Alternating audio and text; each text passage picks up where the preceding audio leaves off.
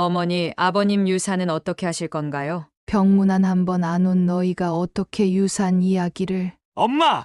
유산은 원래 부모 제사 지내주는 아들한테 주는 거예요. 제사 안 지내드려도 돼요? 네가 어떻게 그런 말을. 아니, 엄마! 이럴 거면 저 왜 낳으신 거예요? 정말 어이없네! 안녕하세요. 저는 김순자라고 합니다. 올해 73살, 남편을 떠나보내고 이제는 홀로 남겨진 평범한 노인입니다. 남편이 세상을 떠난 지 이제 막 일주일이 지났습니다. 40년을 함께 살아온 그 사람이 더 이상 내 곁에 없다는 사실이 아직도 실감나지 않습니다. 이제부터 제가 들려드릴 이야기는 남편이 떠난 후 제가 겪은 믿기 힘든 가족의 배신과 그 아픔을 어떻게 이겨냈는지에 관한 것입니다.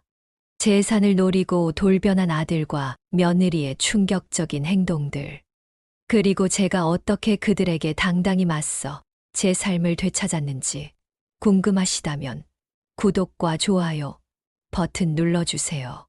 여러분의 응원 한 번이 저희에게는 큰 힘이 됩니다. 구독과 좋아요는 무료니까요. 많은 관심 부탁드립니다. 남편은 긴 투병 끝에 결국 저를 두고 떠났습니다. 마지막 순간까지 제 손을 꼭 붙잡고 있던 그 따뜻한 온기가 아직도 손끝에 남아있는 것만 같습니다. 그가 떠난 후 텅 빈 집안에서 혼자 밥을 먹고 혼자 TV를 보고 혼자 잠자리에 드는 일상이 얼마나 낯설고 서글픈지 모릅니다. 당신 없이 어떻게 살아가야 할지 모르겠어요. 매일 밤 남편의 영정사진을 보며 중얼거리는 말입니다. 하지만 더 가슴 아픈 것은 아들 민석이와 며느리 유진이의 태도였습니다. 남편의 투병 기간 내내 그들은 단 한 번도 병문안을 오지 않았어요. 바쁘다는 핑계로 전화조차 거의 하지 않았습니다. 암이 뇌로 전이되고 남편의 상태가 악화되었을 때도 민석이는 회사 일을 핑계로 병원에 나타나지 않았습니다. 그렇게 사랑했던 아버지의 마지막을 지키지 않은 것입니다.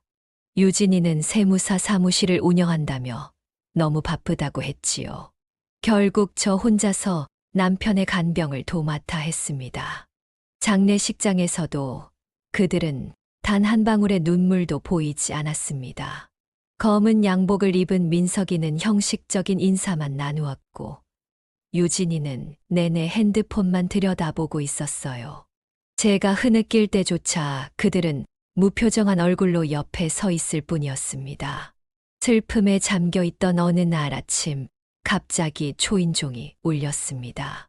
문을 열자 오랫동안 발길을 끊었던 아들과 며느리가 서 있었습니다. 장례를 치른 지 이틀 만이었습니다. 민석이는 평소와 달리 정장 차림이었고 유진이는 세련된 원피스에 고급 핸드백을 들고 있었습니다. 어머님, 저희 왔어요. 유진이의 목소리는 평소와 달리 다정했습니다.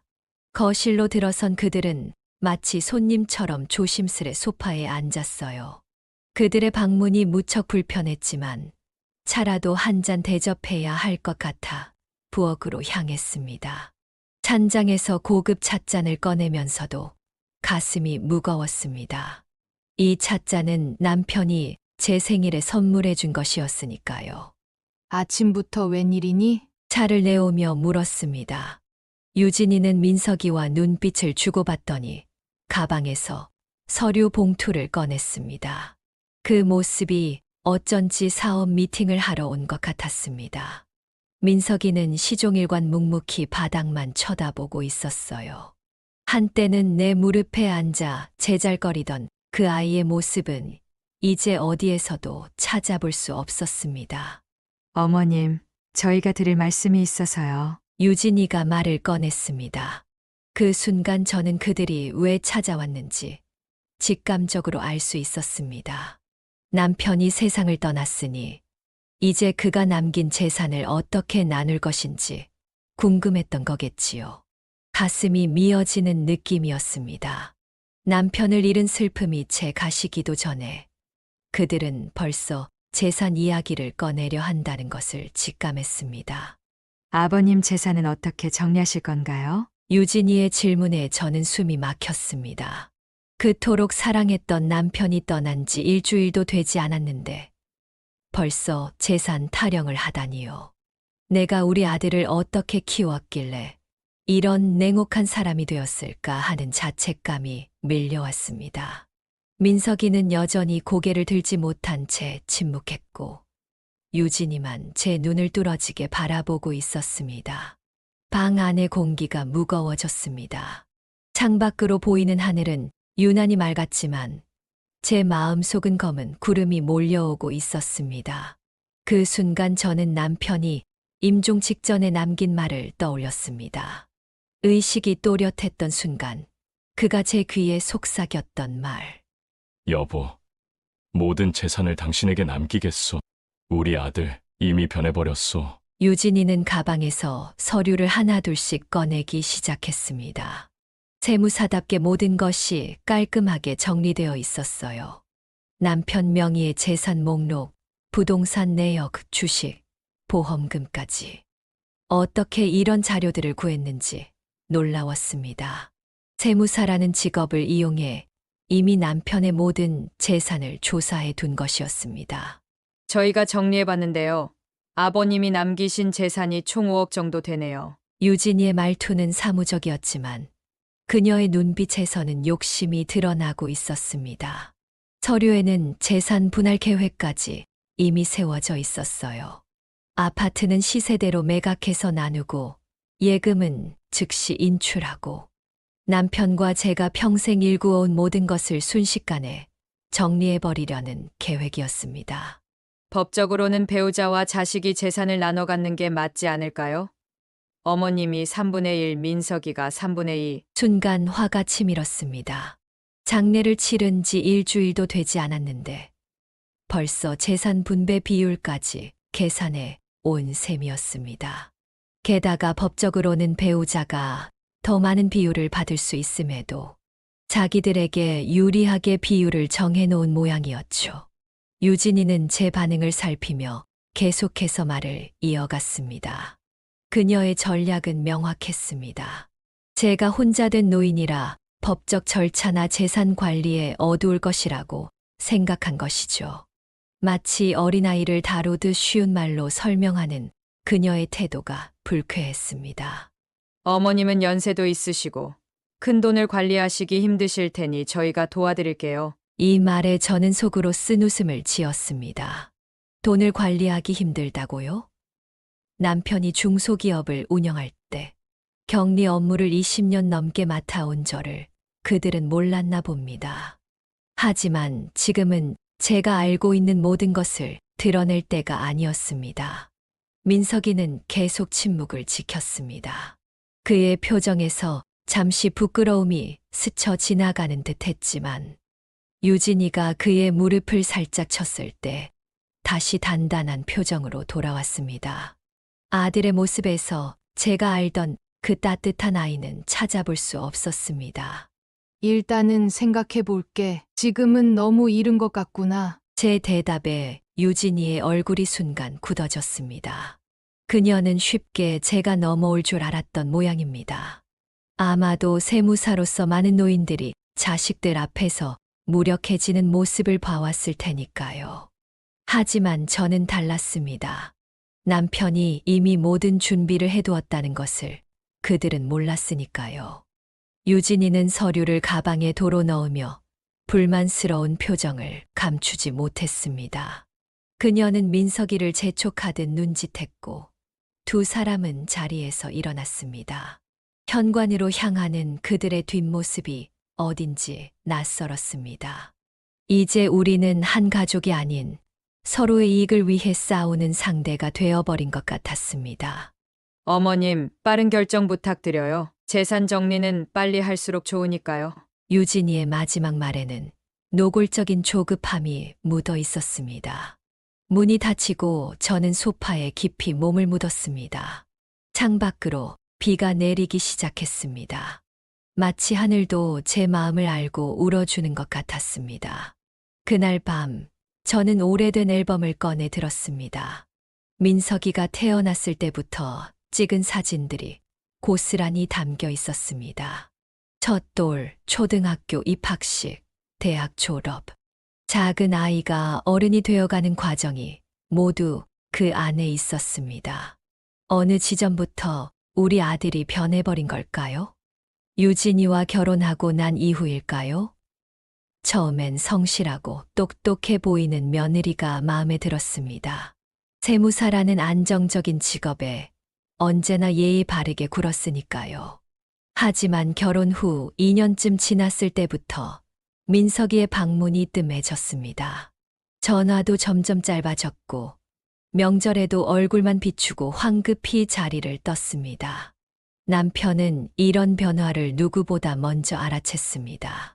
우리 아들이 많이 변했어. 저 며느리가 좋은 사람 같지가 않아. 처음에는 남편의 말을 그저 노파심으로 여겼습니다.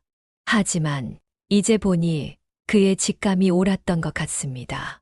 침실로 들어가 옷장 깊숙한 곳에서 남편이 남긴 유언장을 꺼냈습니다. 봉투를 열어보니 공증된 유언장과 함께 편지 한 장이 들어 있었습니다. 남편이 제게 남긴 마지막 말이었습니다. 여보, 내가 없는 세상에서도 강하게 살아가길 바라오. 우리 아들은 이미 돈 앞에 눈이 멀어버렸소. 모든 재산을 당신 앞으로 해두었으니 부디 현명하게 지켜내길 바라오. 사랑하오. 눈물이 뺨을 타고 흘러내렸습니다. 남편은 이 모든 것을 예상하고 준비해둔 것이었습니다. 침대 옆 전화기를 들어 변호사에게 연락했습니다. 이제는 제가 행동할 차례였습니다. 돈 앞에서 변해버린 아들과 탐욕스러운 며느리로부터 남편의 유산을 지켜내야 했습니다. 다음 날 아침 변호사 사무실로 향했습니다. 유언장을 보고 변호사는 고개를 끄덕였습니다. 법적으로 문제 없습니다. 모든 재산은 어르신의 것입니다.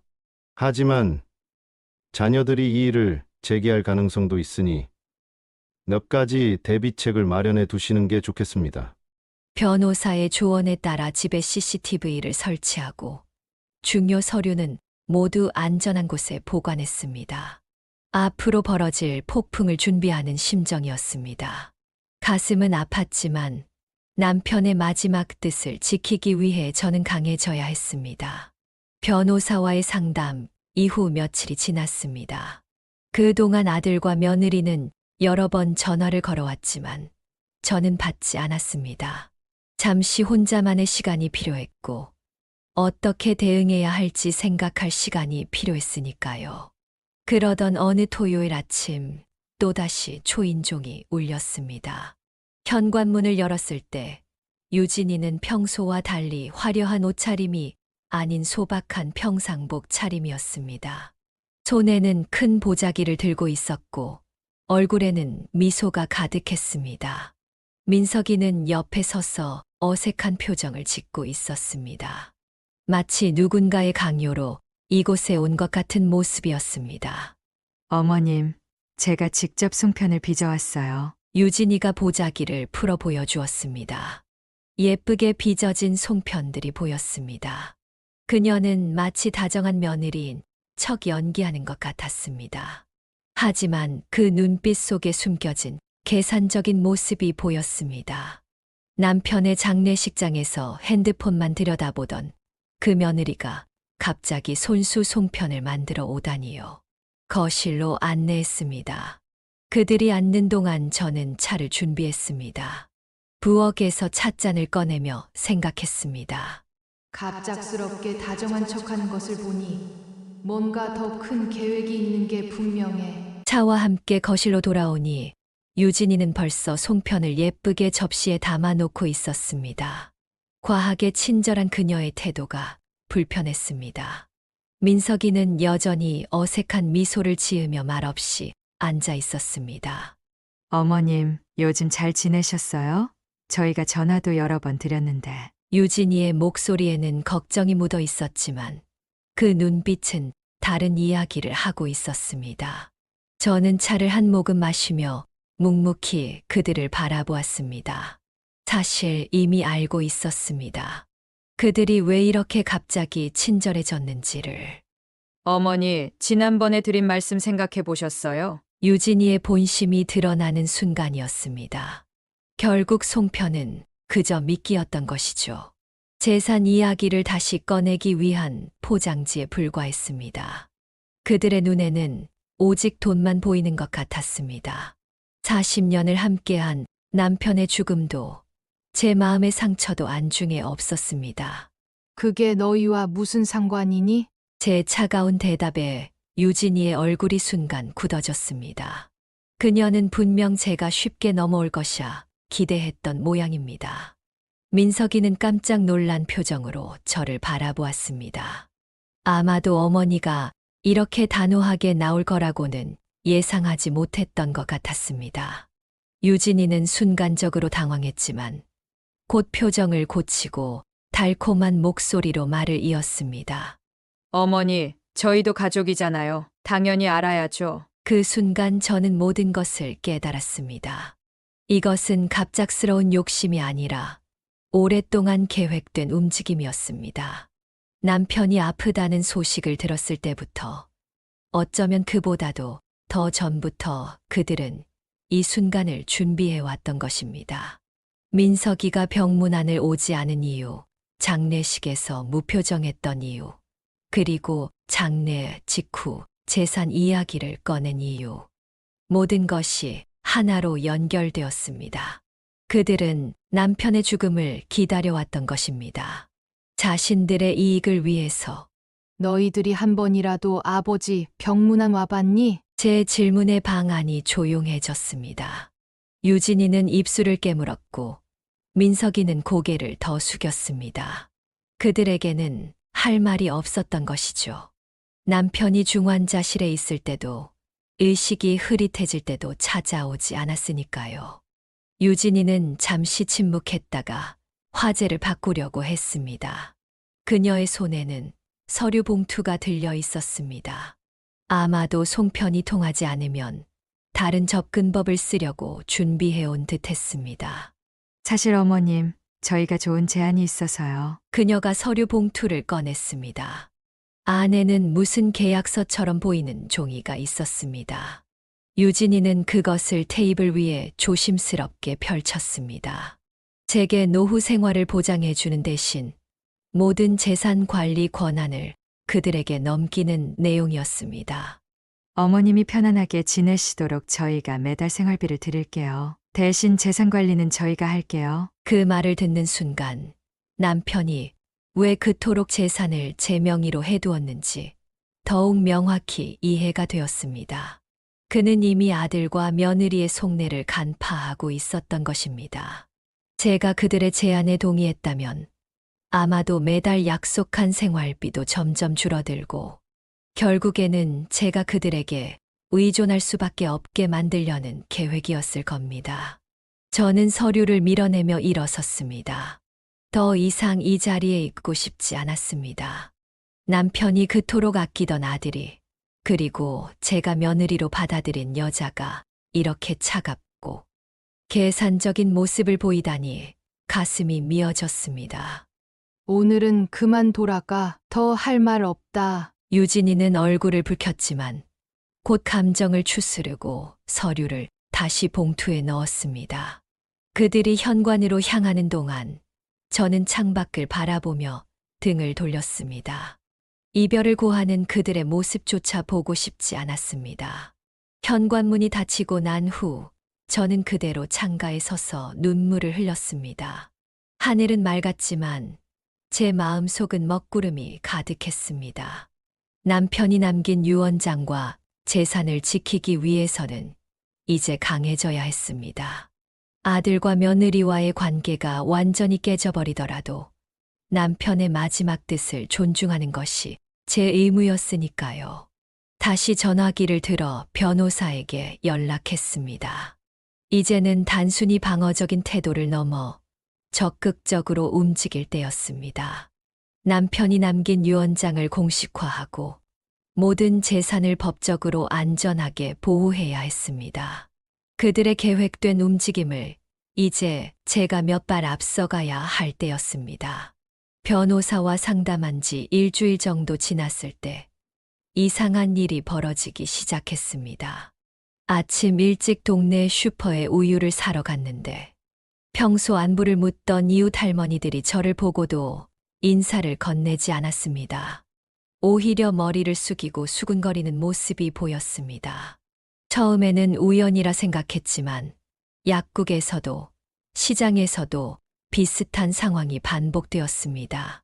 집으로 돌아오는 길 40년 넘게 알고 지내던 옆집 임 선생님이 저를 불러 세웠습니다. 그분의 표정이 심상치 않았습니다. 무슨 일이 있는지 물었더니 임 선생님은 망설이다가 조심스럽게 말을 꺼냈습니다. 순자 씨, 혹시 무슨 일 있어? 요즘 동네에 이상한 소문이 돌고 있더라고. 임 선생님의 말에 저는 당황스러웠습니다. 무슨 소문인지 물었더니 그분은 더욱 조심스러워하며 낮은 목소리로 이야기했습니다. 동네에 제가 남편의 유언장을 위조했다는 소문이 퍼져 있다는 것이었습니다. 남편이 의식이 없는 상태에서 제가 임의로 유언장을 만들었다는 황당한 이야기였습니다. 집에 돌아와 창문을 닫고 혼자 생각에 잠겼습니다. 누가 이런 악의적인 소문을 퍼뜨렸을까요? 답은 명확했습니다. 유진이가 움직이기 시작한 것이었습니다. 제가 그들의 요구에 응하지 않자 다른 방식으로 압박을 가하기 시작한 것이었죠. 다음 날 오래된 친구 박정숙이 전화로 걱정스럽게 물었습니다. 순자야, 괜찮니? 유진이가 법률사무소에 상담하러 다닌다는데. 친구의 말에 따르면 유진이는 여러 법률사무소를 돌아다니며 시아버지의 유언장이 위조됐다는 의견을 구하고 있었다고 합니다.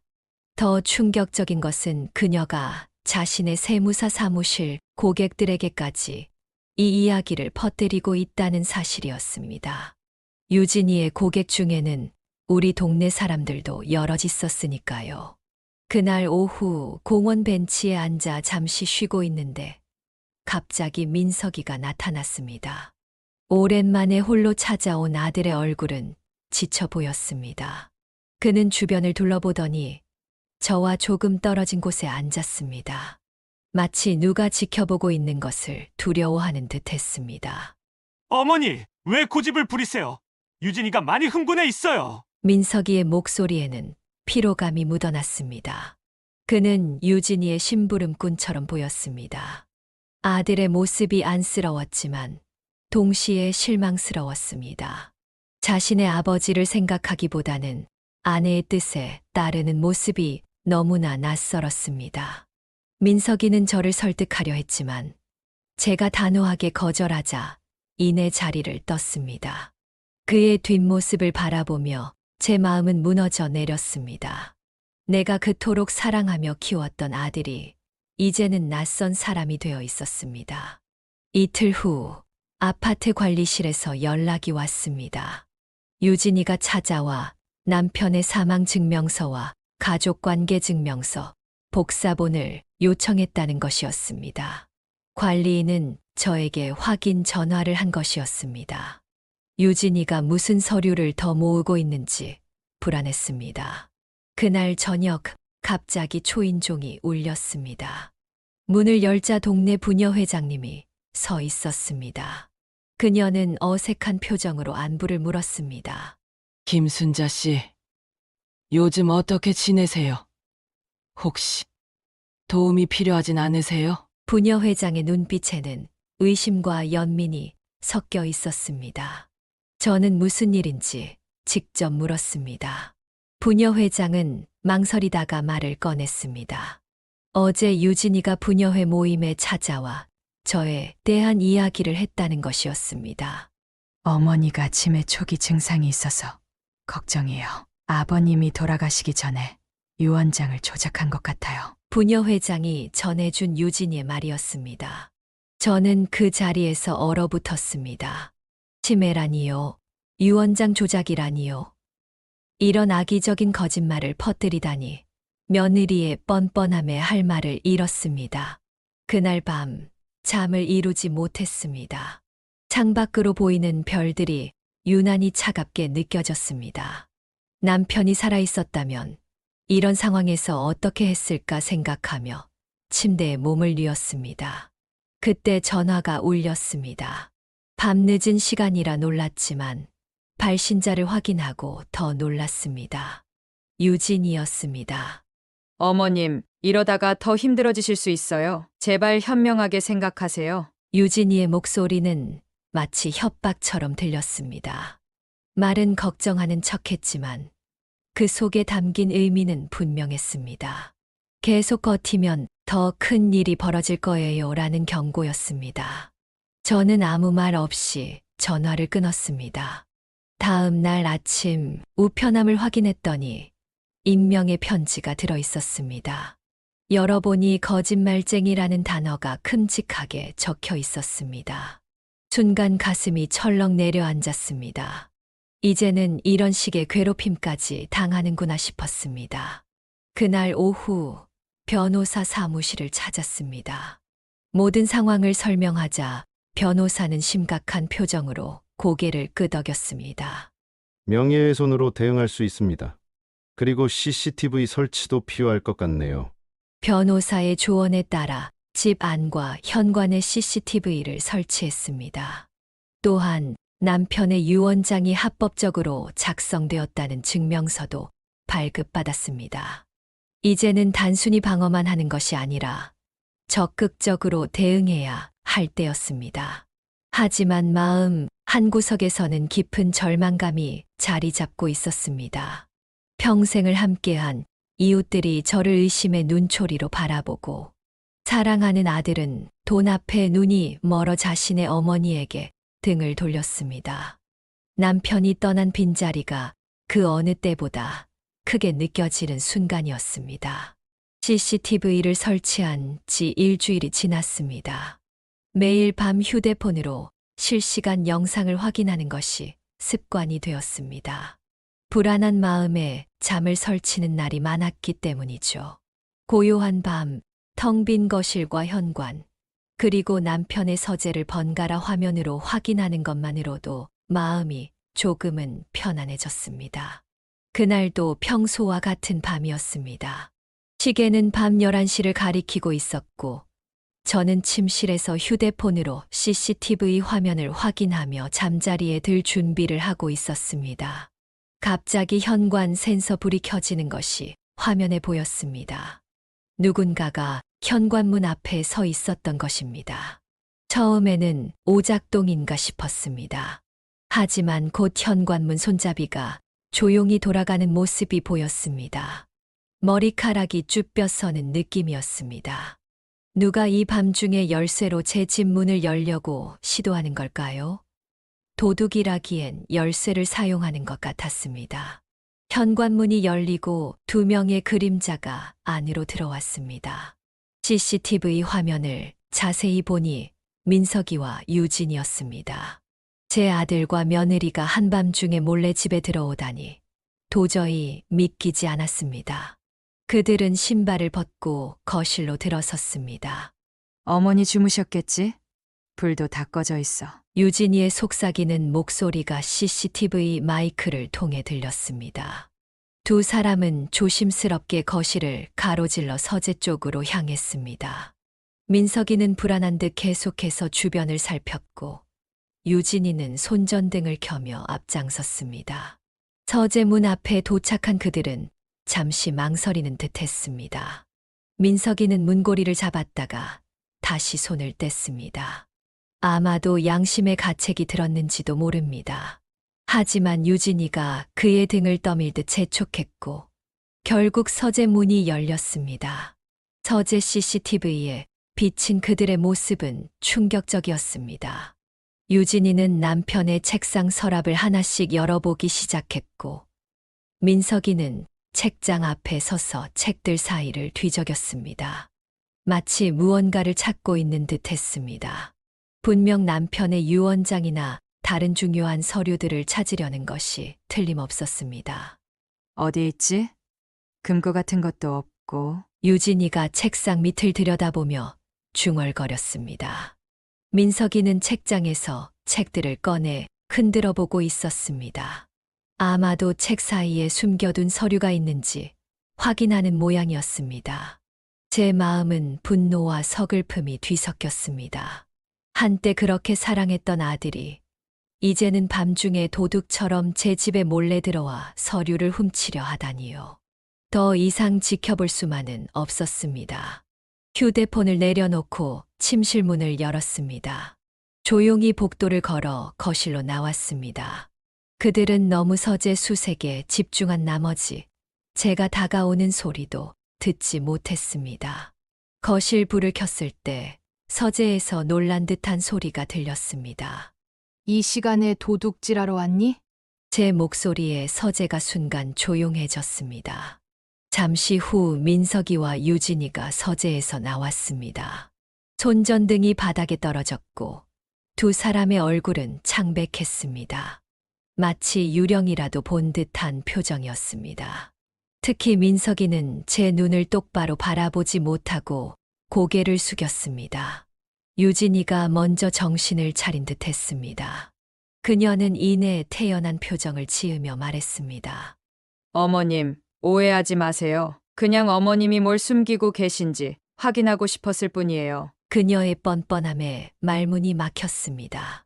한밤중에 남의 집에 몰래 들어와 서류를 뒤지는 것을 마치 당연한 일처럼 말하는 그녀의 태도가 충격적이었습니다.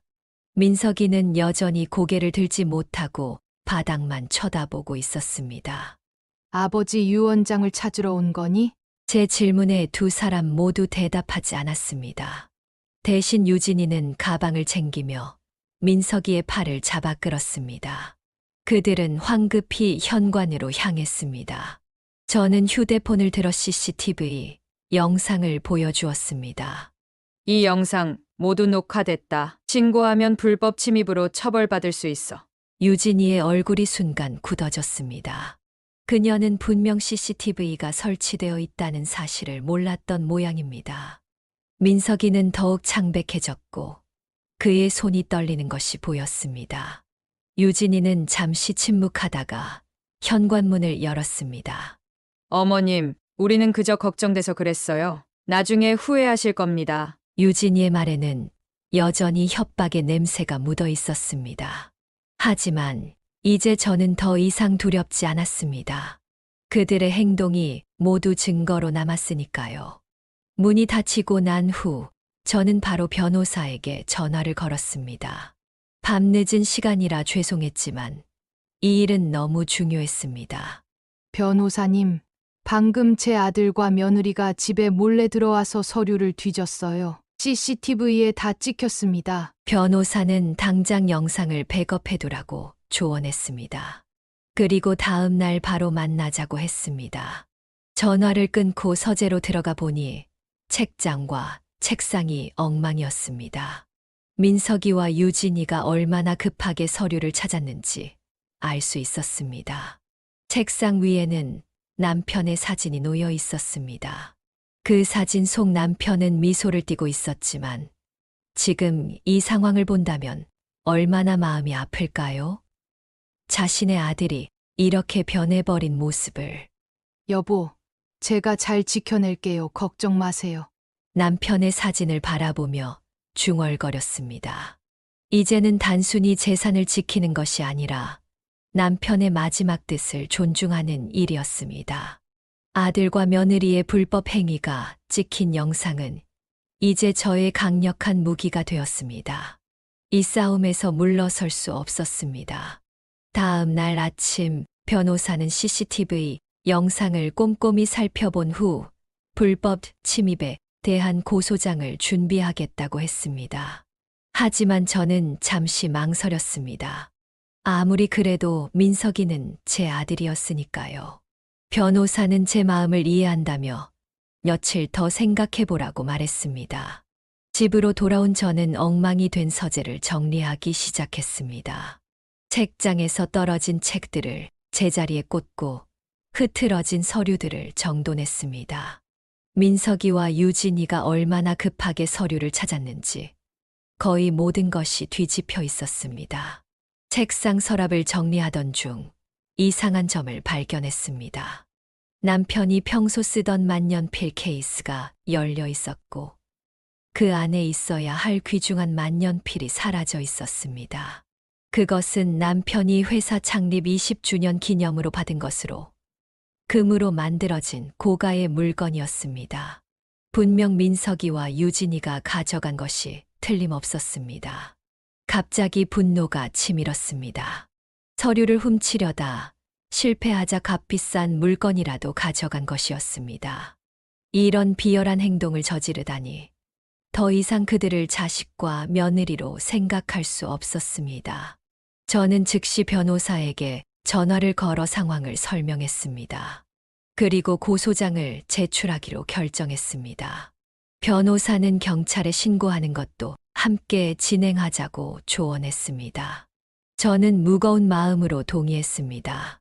경찰서에 신고한 지 이틀 후 경찰관이 집으로 찾아왔습니다. 민석이와 유진이의 집을 수색했다는 소식이었습니다. 놀랍게도 그들의 집에서 남편의 만년필뿐만 아니라 저희 집에서 사라진 다른 귀중품들도 함께 발견되었다고 합니다. 그들은 몇 번이나 더 몰래 집에 들어와 물건을 가져갔던 것입니다. 김순자 씨, 수색 과정에서 중요한 증거물을 발견했습니다.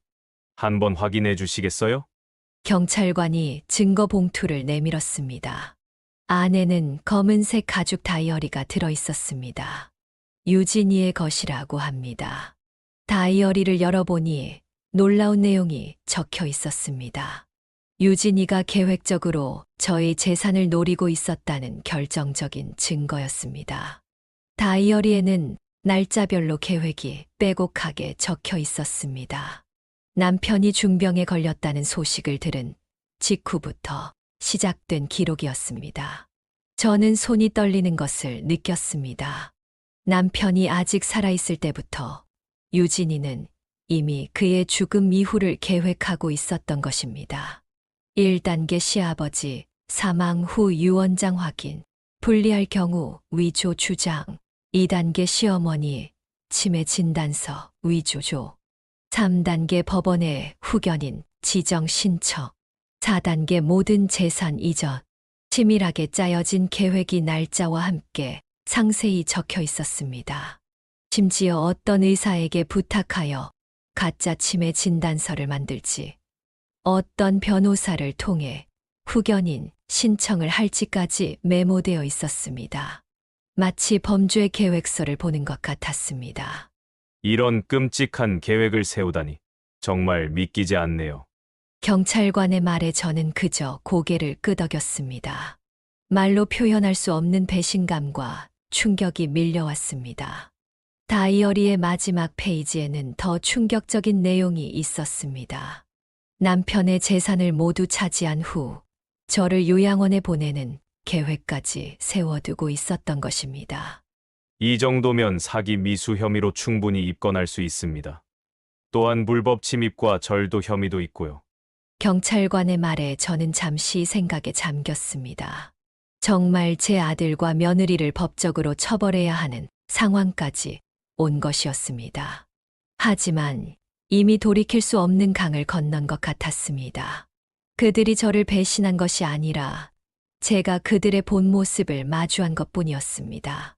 경찰서에서 나온 후 저는 공원 벤치에 홀로 앉아 생각에 잠겼습니다. 다이어리의 내용이 계속 머릿속을 맴돌았습니다.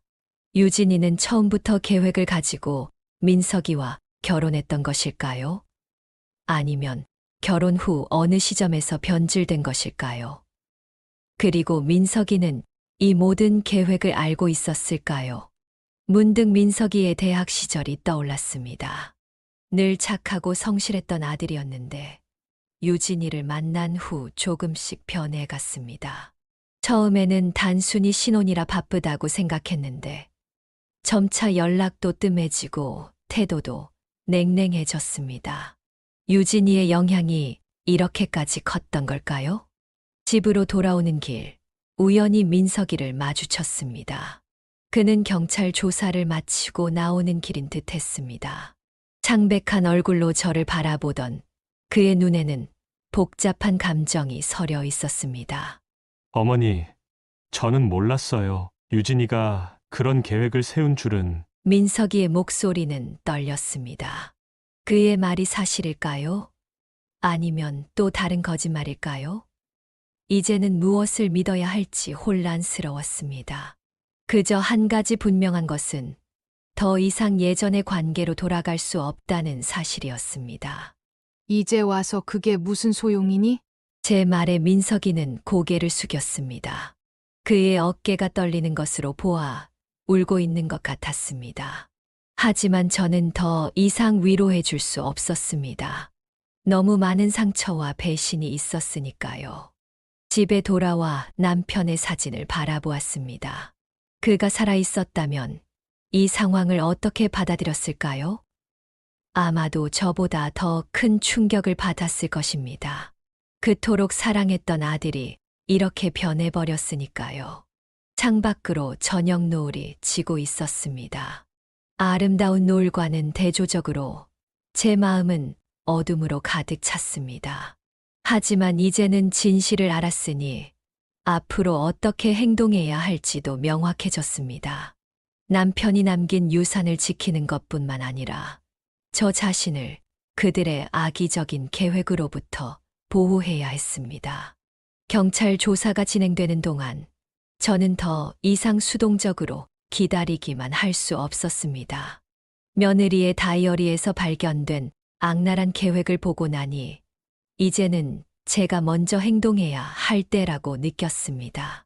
변호사와 상담 후 저는 반격을 준비하기 시작했습니다. 변호사는 유진이의 개인 이력과 사업 활동에 대해 조사해보자고 제안했습니다. 그녀가 세무사라는 점을 고려할 때 혹시 불법적인 활동이 있을 수도 있다는 것이었습니다. 저는 망설임 없이 동의했습니다.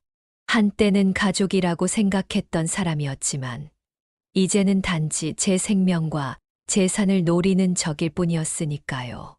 비용이 많이 들었지만 전문 조사관을 고용하여 유진이의 세무사 사무실 활동을 면밀히 추적했습니다. 2주간의 조사 끝에 놀라운 사실들이 드러났습니다. 유진이는 세무사로서의 지위를 악용하여 여러 불법 행위를 저지르고 있었던 것입니다. 김 여사님, 며느리분이 운영하는 세무사 사무실에서 심각한 문제점들이 발견됐습니다.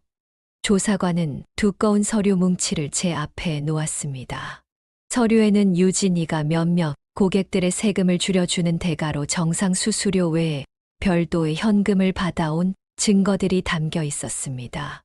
또한 일부 부유한 고객들의 재산을 해외로 빼돌리는 과정에도 관여한 정황이 포착되었습니다. 가장 충격적인 것은 유진이가 이런 불법 자금을 이용해 비밀리에 부동산을 매입해왔다는 사실이었습니다. 그녀는 세무사 일을 하면서도 가명으로 세 채의 아파트와 상가 한 동을 소유하고 있었습니다. 그 중 일부는 남편인 민석이조차 모르는 것으로 보였습니다. 이 정도면 국세청에 신고할 수 있을까요? 제 질문에 조사관은 고개를 끄덕였습니다. 유진이의 세금 탈루와 불법 자문 행위는 명백한 범죄였고 이는 세무사 자격 박탈로 이어질 수 있는 중대한 문제였습니다. 저는 긴 숨을 들이쉰 후 결정을 내렸습니다. 유진이가 제게 가한 것과 같은 고통을 그녀도 느껴봐야 할 때였습니다. 변호사의 도움을 받아 국세청에 공식 제보를 했습니다. 모든 증거 자료를 제출하고 유진이가 어떻게 세무사로서의 지위를 남용해왔는지 상세히 설명했습니다. 저는 제보자로서 신분을 밝히지 않았지만 언젠가 유진이가 이 일이 저의 소행임을 알게 될 것이라는 사실을 알고 있었습니다. 제보한 지 약 열흘 후 아침 뉴스를 보다가 깜짝 놀랐습니다. 세무사 사무실 대대적인 세무조사 실시라는 헤드라인이 화면에 떴고 그 중에는 유진이의 사무실도 포함되어 있었습니다. 카메라는 유진이의 사무실 앞에 도착한 국세청 조사관들의 모습을 비추고 있었습니다. 그날 오후 민석이에게서 전화가 왔습니다. 목소리가 떨리고 있었습니다. 어머니, 혹시 아세요? 유진이 사무실에 세무조사가 들어왔어요. 무슨 일인지. 저는 침묵했습니다. 민석이가 계속해서 말을 이어갔습니다. 유진이가 크게 당황하고 있으며 왜 갑자기 조사가 시작됐는지 이해할 수 없다고 했습니다. 그는 아내를 걱정하는 듯 했지만 동시에 뭔가 의심하고 있는 눈치였습니다. 세상에 비밀은 없는 법이야. 잘못한 게 있으면 언젠간 드러나게 되어 있어. 제 대답에 민석이는 잠시 침묵했습니다. 아마도 제 말이 단순한 인생 교훈이 아니라 더 깊은 의미를 담고 있다는 것을 감지한 것 같았습니다. 전화는 그렇게 어색하게 끝났습니다. 세무조사는 예상보다 장기간 지속되었습니다. 한 달이 지나도록 유진이의 사무실은 정상 운영이 불가능했습니다. 고객들은 하나둘 떠나갔고 언론에서는 불법 탈세 자문 의혹이라는 기사가 보도되기 시작했습니다. 유진이의 평판은 순식간에 추락했습니다. 그러던 어느 날, 제 집 앞에 유진이가 나타났습니다. 평소의 당당한 모습은 온데간데 없이 초췌한 얼굴이었습니다. 눈가에는 다크서클이 짙게 내려앉아 있었고, 옷차림도 평소보다 흐트러져 있었습니다.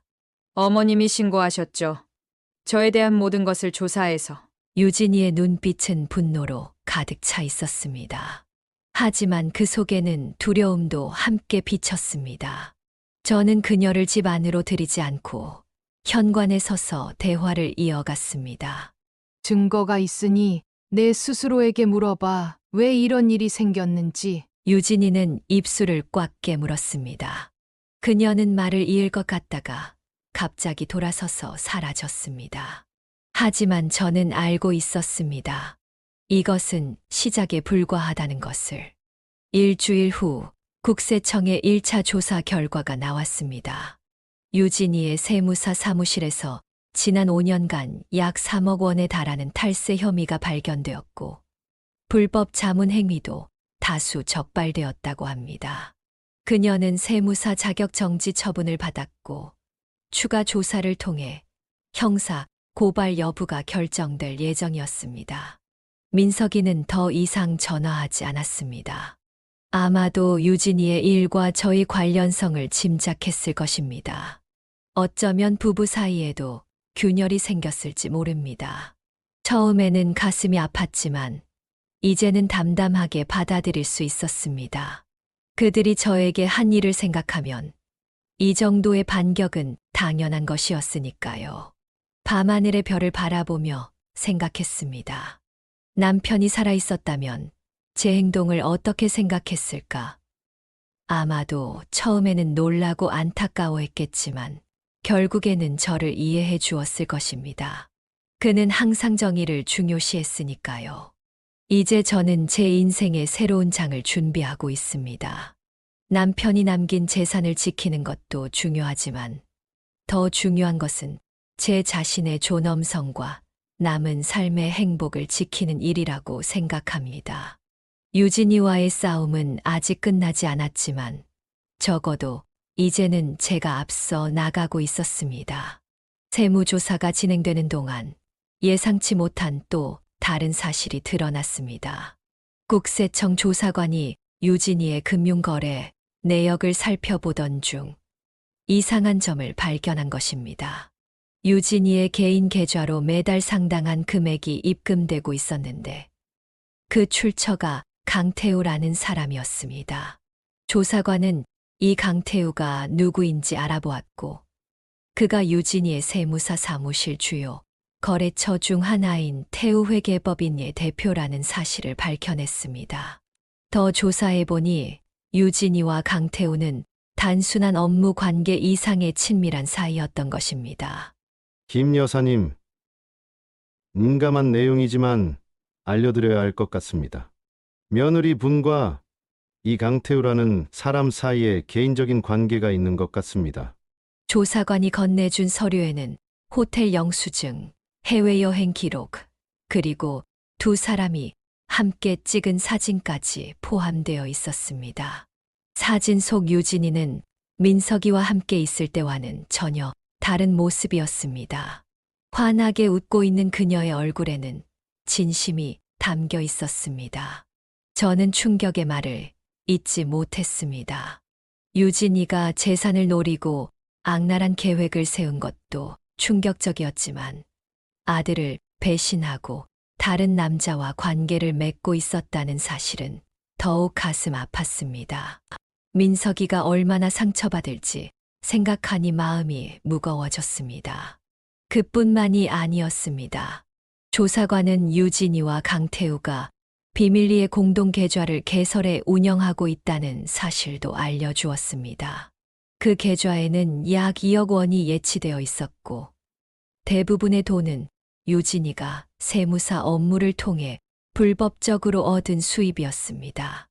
더 충격적인 것은 이 돈의 일부가 민석이의 급여 계좌에서 빠져나간 금액이라는 점이었습니다. 유진이는 남편의 계좌에 접근 권한을 가지고 있었고 매달 조금씩 돈을 빼내 강태우와의 공동 계좌로 옮겨왔던 것입니다. 그녀는 아마도 이 돈을 이용해 민석이 모르게 미래를 준비하고 있었던 것 같았습니다. 이런 사실을 알게 된 저는 며칠 동안 고민했습니다. 이 정보를 민석이에게 알려야 할까요? 아니면 모르는 척 넘어가야 할까요? 아들에게 더 큰 상처를 주고 싶지 않았지만 동시에 그가 진실을 알 권리가 있다고 생각했습니다. 결국 저는 민석이에게 연락했습니다. 차라리 저를 통해 진실을 알게 되는 것이 낫다고 판단했습니다. 한참을 고민한 끝에 민석이에게 전화를 걸었고 함께 만나자고 했습니다. 공원 벤치에 앉아 기다리는 동안 마음이 무거웠습니다. 어떤 말로 시작해야 할지, 어떻게 하면 아들의 충격을 최소화할 수 있을지 계속 고민했습니다. 멀리서 민석이가 걸어오는 모습이 보였습니다. 전보다 더 야위어 보였고 얼굴은 피곤해 보였습니다. 어머니, 무슨 일로 저를 부르셨어요? 저는 천천히 준비해온 서류 봉투를 건넸습니다. 봉투 안에는 유진이와 강태우의 관계를 증명하는 자료들과 공동 계좌 내역, 그리고 민석이의 돈을 빼돌린 증거가 담겨 있었습니다. 민석아, 이건 내가 알아야 할 진실이야. 민석이는 의아한 표정으로 봉투를 열었습니다. 서류들을 하나씩 꺼내 살펴보던 그의 얼굴이 점차 창백해졌습니다. 사진에 찍힌 유진이와 강태우의 모습을 보고 난 후 공동 계좌 내역을 확인하자 그의 손이 떨리기 시작했습니다. 마지막으로 자신의 계좌에서 돈이 빠져나간 내역을 확인한 순간 민석이는 숨을 크게 들이쉬었습니다. 이럴 수가. 유진이가 어떻게 이럴 수 있죠? 그의 목소리에는 분노보다 깊은 상처와 배신감이 묻어 있었습니다.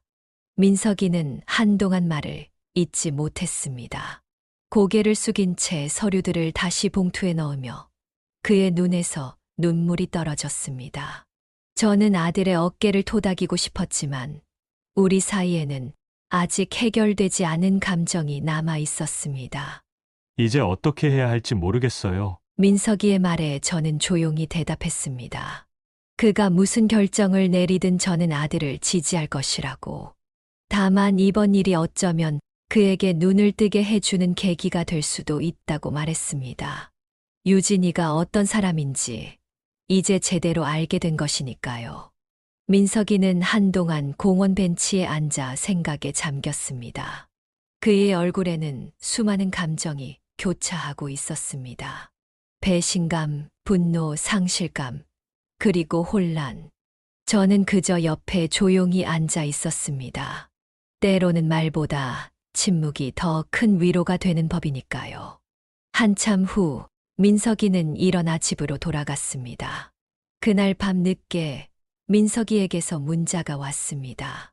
그는 유진이와 대화를 나눴고 그녀가 모든 것을 부인했다고 합니다. 하지만 증거가 너무 명백했기에 결국 유진이는 사실을 인정할 수밖에 없었다고 했습니다. 다음 날 아침 동네 슈퍼에서 이웃 아주머니들이 수군거리는 소리가 들렸습니다. 유진이가 밤중에 짐을 싸서 집을 나갔다는 소문이었습니다. 아마도 이제 그녀는 강태우와 함께 새로운 삶을 시작하려는 모양이었습니다. 저는 아들이 걱정됐습니다. 그가 이 모든 상처를 어떻게 감당할지, 앞으로 어떤 선택을 할지. 하지만 동시에 안도감도 느꼈습니다. 이제 민석이는 유진이의 진짜 모습을 알게 되었고, 더 이상 그녀의 영향력에서 벗어날 수 있을 테니까요. 창밖으로 새 한 마리가 날아가는 모습을 바라보며 생각했습니다. 때로는 고통스러운 진실이 달콤한 거짓말보다 더 나을 때가 있는 법입니다. 아들에게 상처를 준 것 같아 마음이 아팠지만 동시에 그것이 필요한 일이었다고 믿었습니다. 이제 우리 모두 각자의 상처를 안고 앞으로 나아가야 할 시간이었습니다. 유진이가 집을 나간 후 모든 일은 급박하게 흘러갔습니다. 국세청 조사는 그녀의 세무 비리뿐 아니라 여러 고객들의 탈세를 도운 증거들도 다수 발견했습니다. 동시에 그녀가 제기했던 남편의 유언장 위조 소송은 여전히 진행 중이었습니다. 재판일이 다가오는 동안 민석이의 모습은 보이지 않았습니다. 유진이가 떠난 후 그는 아파트를 정리하고 어디론가 이사를 간 모양이었습니다. 이웃들에 따르면 그는 친구 집에 임시로 머물고 있다고 했습니다. 때로는 그가 걱정되었지만 저는 그를 찾아 나서지 않았습니다. 이제 그는 모든 것을 스스로 직면해야 할 때였으니까요. 재판 당일 법원 복도는 긴장감으로 가득했습니다. 소송 내용이 언론에 보도되면서 많은 사람들이 관심을 갖게 되었고 몇몇 기자들도 자리를 지키고 있었습니다. 저는 변호사와 함께 차분히 법정으로 들어갔습니다. 법정 반대편에는 유진이와 그녀의 변호사가 앉아 있었습니다. 유진이는 평소의 당당한 모습과는 달리 초췌해 보였습니다. 세무조사와 불륜 스캔들로 그녀의 사회적 위치는 이미 무너져 내린 상태였습니다. 그럼에도 그녀의 눈빛은 여전히 날카로웠습니다. 놀랍게도 민석이도 법정에 나타났습니다. 그는 어느 쪽에도 앉지 않고 방청석 가장 뒷줄에 홀로 앉아 있었습니다. 창백한 얼굴로 앞을 응시하고 있는 그의 모습이 마음 아팠지만 이제 돌이킬 수 없는 강을 건넌 것 같았습니다. 재판부가 입장합니다. 법정이 조용해졌고 재판은 시작되었습니다. 유진이 측은 여전히 유언장이 위조되었다고 주장했습니다. 남편이 의식이 희미한 상태에서 제가 임의로 작성했다는 것이었습니다. 그러나 우리 측 변호사는 유언장 작성 당시의 녹음 파일과 병원 의사의 증언, 그리고 공증인의 확인서를 증거로 제출했습니다. 결정적인 순간은 검찰 측에서 유진이의 다이어리와 공모 계획서를 법정에 제출했을 때였습니다. 다이어리에는 남편이 돌아가시기도 전에 그녀가 어떻게 재산을 노리고 계획을 세웠는지가 상세히 적혀 있었습니다. 심지어 가짜 치매 진단서 작성과 후견인, 지정 신청까지 모든 과정이 날짜별로 기록되어 있었습니다. 이 다이어리는 피고 정유진이 작성한 것으로 확인됩니다. 필적 감정 결과와 디지털 포렌식 조사 결과도 일치합니다. 검사의 설명에 법정이 술렁였습니다. 유진이의 얼굴이 창백해졌고 그녀의 변호사는 당황한 기색이 역력했습니다. 그들은 잠시 시간을 요청했지만 이미 모든 증거는 명백했습니다. 재판부는 추가 증거로 유진이와 강태우의 불륜 관계, 민석이의 돈을 빼돌린 금융거래의 내역, 그리고 그들이 몰래 제 집에 침입한 CCTV 영상까지 모두 검토했습니다. 모든 증거가 그들의 불법적인 행위를 입증하고 있었습니다. 결국 재판부는 명확한 판결을 내렸습니다. 남편의 유언장은 합법적으로 작성된 것이며 모든 재산은 유언장대로 저에게 상속된다는 것이었습니다. 더불어 유진이에 대해서는 사기 미수와 불법 침입, 문서 위조, 교사 등의 혐의로 기소할 것을 검찰에 권고했습니다. 피고 정유진은 고의적으로 허위 사실을 유포하고 불법적인 방법으로 재산을 탈취하려 한 점이 명백히 인정됩니다. 판사의 말이 끝나자 법정은 잠시 침묵에 휩싸였습니다. 유진이는 고개를 숙인 채 움직이지 않았고 민석이는 자리에서 일어나 천천히 법정을 나갔습니다. 저는 그의 뒷모습을 바라보며 가슴이 아팠지만 결국 이것이 정의로운 결과였습니다. 법정 밖으로 나오자 기자들이 몰려들었습니다. 변호사가 그들을 막아주어 저는 조용히 빠져나올 수 있었습니다. 주차장으로 향하는 길에 누군가가 제 이름을 불렀습니다. 돌아보니 민석이가 서 있었습니다. 그는 한동안 말없이 저를 바라보더니 마침내 입을 열었습니다. 어머니, 이게 최선이었어요? 그의 목소리에는 분노보다는 깊은 상실감이 묻어 있었습니다. 아내에 대한 배신감, 재산에 대한 욕심, 그리고 어머니에 대한 죄책감이 뒤섞인 표정이었습니다. 저는 그를 똑바로 바라보며 대답했습니다. 내가 선택한 길이야. 시작부터 끝까지 모든 게 너의 선택이었어. 민석이의 눈에 눈물이 고였습니다. 그는 더 이상 말을 잇지 못하고 고개를 숙였습니다. 어린 시절 제잘거리던 그 아이, 아버지의 어깨에 올라타며 좋아하던 그 아이는 이제 어디에도 없었습니다. 남은 것은 자신의 선택으로 모든 것을 잃은 한 남자뿐이었습니다. 다시 시작할 수 있을까요? 민석이의 마지막 질문에 저는 잠시 생각했습니다. 용서와 화해의 가능성은 언제나 열려 있지만 그것이 쉬운 일은 아닐 것입니다. 저는 그저 고개를 끄덕이고 돌아섰습니다. 시간이 모든 것을 알려줄 것입니다. 집으로 돌아오는 길, 창밖으로 떨어지는 단풍잎들이 보였습니다. 가을이 깊어가고 있었습니다. 남편이 떠난 지도 어느덧 반년이 지났습니다. 그 시간 동안 저는 상상하지 못했던 많은 일을 겪었고 또 많은 것을 배웠습니다. 거실에 앉아 남편의 사진을 바라보았습니다. 그가 살아 있었다면 이 모든 상황을 어떻게 생각했을까요? 아마도 아들을 잃은 것에 가슴 아파했겠지만 그럼에도 제가 진실과 정의를 위해 싸운 것을 자랑스러워했을 것입니다. 저는 이제 앞으로의 삶을 생각해야 했습니다. 법적 분쟁은 끝났지만 감정적인 상처는 아직 남아 있었습니다.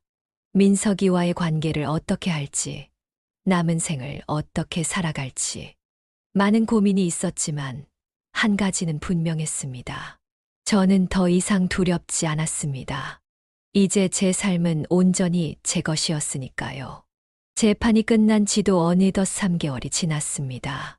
가을이 지나가고 겨울이 왔습니다. 창밖으로 하얀 눈이 내리는 것을 바라보니 마치 모든 것이 정화되는 듯한 느낌이 들었습니다. 남편이 떠난 후 겪었던 모든 고통과 시련이 하얀 눈처럼 조용히 내려앉아 평화로워지는 것 같았습니다. 유진이는 결국 사기 미수와 불법 침입 혐의로 집행유예를 선고받았습니다. 동시에 세무사 자격도 박탈되어 그녀의 커리어는 완전히 무너졌습니다. 마지막으로 그녀의 소식을 들었을 때는 강태우와 함께 멀리 지방으로 이사했다고 했습니다. 더 이상 그녀에 대해 알고 싶지 않았습니다. 민석이에게서는 가끔 문자가 왔습니다. 처음에는 짧게 안부만 묻는 정도였지만 점차 그의 마음이 담긴 이야기들을 보내왔습니다. 유진이와의 이혼 절차가 진행 중이라는 것, 작은 아파트를 얻어 혼자 살기 시작했다는 것, 그리고 그동안의 모든 일에 대해 깊이 반성하고 있다는 것. 어머니, 다시 찾아뵈어도 될까요? 어느 날 그렇게 물어왔습니다. 한참을 고민했습니다. 쉽게 용서하기에는 너무 큰 상처였지만 그래도 그는 제 아들이었습니다. 결국 저는 그를 만나기로 했습니다. 추운 겨울날 민석이가 집에 찾아왔습니다. 예전보다 훨씬 수척해진 모습이었지만 눈빛은 오히려 더 맑아진 것 같았습니다. 그는 조심스럽게 거실로 들어와 남편의 사진 앞에 무릎을 꿇고 오랫동안 절을 올렸습니다. 그 모습을 보니 마음 한편이 아려왔습니다. 아버지께 정말 죄송해요. 그리고 어머니께도. 민석이의 눈에는 진심 어린 눈물이 고여 있었습니다. 그는 유진이를 만나고 결혼한 이후 어떻게 조금씩 변해갔는지, 어떻게 그녀의 영향력 아래 자신의 양심을 저버리게 되었는지 이야기했습니다. 핑계가 아닌 진정한 반성의 말이었습니다. 그날 이후 민석이는 한 달에 한두 번씩 찾아오기 시작했습니다. 가끔은 제가 좋아하는 음식을 해오기도 하고 동네 산책을 함께 하자고 제안하기도 했습니다. 서서히 우리는 다시 모자 관계를 회복해 가고 있었습니다. 물론 예전과 같지는 않았지만 새로운 관계의 시작이었습니다. 봄이 오고 민석이는 큰 결심을 했다고 말했습니다. 서울 생활을 정리하고 제주도로 내려가 작은 카페를 열 계획이라고 했습니다. 도시의 복잡한 삶에서 벗어나 자연과 함께하는 새로운 삶을 꿈꾸고 있었습니다. 어머니도 나중에 제주도에 내려오세요. 좋은 집 마련해드릴게요. 민석이의 제안에 저는 미소로 답했습니다. 하지만 저에게도 이제 새로운 계획이 있었습니다. 남편과 함께 하고 싶었던 일들, 그동안 미뤄두었던 꿈들을 이루기 위한 계획들이었습니다. 마침내 봄꽃이 만발한 어느 날, 저는 큰 결정을 내렸습니다. 오랫동안 살아온 이 집을 정리하고 새로운 곳으로 이사하기로 한 것입니다. 너무나 많은 추억이 담긴 곳이었지만 동시에 아픈 기억도 많았습니다. 이제는 제 삶을 위해 새로운 시작이 필요했습니다. 작은 아파트를 구입하고 짐을 정리하는 동안 많은 생각이 들었습니다. 남편과 함께 살던 침대, 식탁, 소파, 모든 것이 추억이었습니다. 하지만 그중 일부는 버리고 일부는 기부하고 정말 소중한 것들만 새 집으로 가져가기로 했습니다. 마치 제 인생의 짐도 덜어내는 것 같았습니다. 이사 당일 민석이가 찾아와 도움을 주겠다고 했습니다. 그 제안을 받아들이면서 저는 지난날의 많은 것을 용서하기로 했습니다. 용서는 상대방을 위한 것이 아니라 결국 나 자신을 위한 것임을 깨달았기 때문입니다. 어머니, 행복하셨으면 좋겠어요. 트럭의 마지막 짐을 싣고 민석이가 진심을 담아 말했습니다. 저는 잠시 집을 돌아보며 남편과의 추억들을 떠올렸습니다. 그리고 마음속으로 작별 인사를 했습니다. 새 집에서의 생활은 생각보다 더 활기찼습니다. 동네 문화센터에서 서예 강좌를 듣기 시작했고 매주 2번씩 요가 수업도 참여했습니다. 평생 미루어왔던 여행도 계획하기 시작했습니다. 처음으로 혼자서 제주도를 여행했고 그곳에서 우연히 민석이의 카페도 방문했습니다. 그는 정착해가는 모습이었고 새로운 인연도 만나고 있다고 했습니다. 이제는 내 삶을 위해 살아갈 때야. 창가에 앉아 따스한 햇볕을 받으며 중얼거렸습니다. 남편이 남겨준 재산과 함께 그가 남겨준 더 큰 선물은 바로 이 자유로운 삶을 살 수 있는 용기였습니다. 이제 저는 더 이상 누구의 어머니나 아내로서가 아닌 김순자라는 한 사람으로서 제 삶을 살아가고 있었습니다. 여러분의 인생에도 저와 같은 어려운 시간이 찾아올 수 있습니다. 하지만 기억하세요. 어떤 어려움도 영원하지 않으며 모든 것은 결국 지나갑니다. 그리고 그 과정에서 우리는 더 강해지고 더 현명해집니다. 제 이야기가 여러분에게 작은 위로와 용기가 되었기를 바랍니다. 노년의 삶이 결코 외롭고 무기력한 것이 아니라 새로운 시작이 될 수 있다는 것을 알려드리고 싶었습니다. 이 채널에서는 앞으로도 저와 같은 많은 노인들의 진솔한 이야기를 통해 여러분에게 감동과 교훈을 전해드리고자 합니다. 구독과 좋아요, 그리고 알림 설정을 통해 더 많은 인생 이야기를 만나보세요. 여러분의 댓글도 저희에게 큰 힘이 됩니다. 여러분이나 여러분 주변에서 비슷한 경험이 있으셨다면 또는 이런 상황에서 어떻게 대처하셨는지 댓글로 공유해 주세요. 서로의 이야기를 통해 우리 모두 조금 더 현명한 삶의 지혜를 얻을 수 있을 것입니다. 오늘도 끝까지 시청해 주셔서